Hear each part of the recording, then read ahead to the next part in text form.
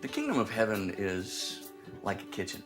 It's full of utensils and appliances, all with different unique abilities. My kitchen, for example, has a great bread maker in it. I love this thing. You open up the top, you pour in the mix, you pour in the yeast, push a couple of buttons, and a couple hours later, out comes this great warm loaf of bread. It's a fancy appliance, and it's pretty cool. I like it, but I've only used it like 3 times in the 4 years that I've owned the thing. On the other hand, I have this great cheese grater. Man, it's a real simple, normal item. You pull the lid off and you start to grate the cheese, and it falls down into this little container. When you're done with that, you pull the cheese grater off, put the lid back on, and then you're ready to go. You can put it in the refrigerator and store it. It's great. It's real simple, but I use it all the time. So what's the point?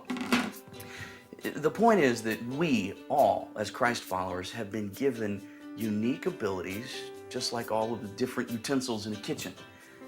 God made us all different. The Bible says, God has given you each a gift.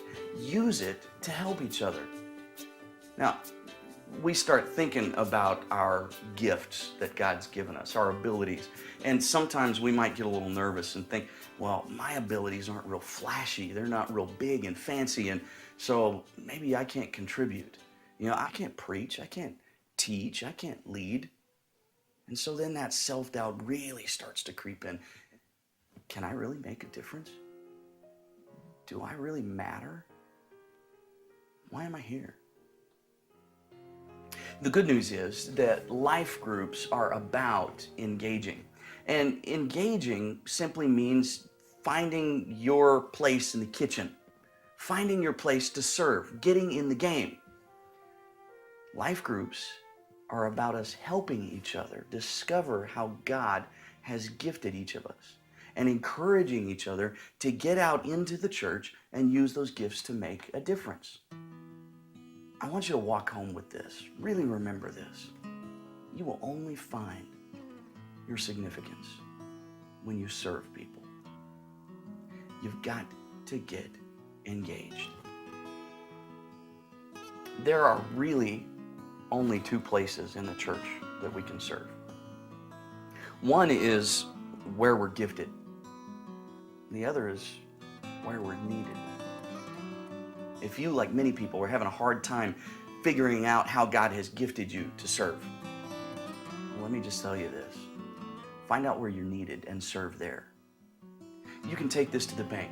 When you serve where you are needed, God will begin to reveal to you how and where you can serve in the areas that you are gifted. Let's get brutally honest for just a minute. Maybe you've heard what I've been talking about here and you've been stirred. If you've been stirred, that's not enough. Hear me when I say this. Don't be stirred. Be changed. Good intentions are not enough. I have great intentions with my bread maker, but it stays on the shelf. Don't just long for the flashy gifts. Find a place where you are needed and really serve. The kingdom of heaven doesn't need any more bread makers. What it really needs is more cheese graters, or more plates, or spoons, or cups. Will your life group be a life group that really understands what it means to be engaging in ministry? Will you embrace serving?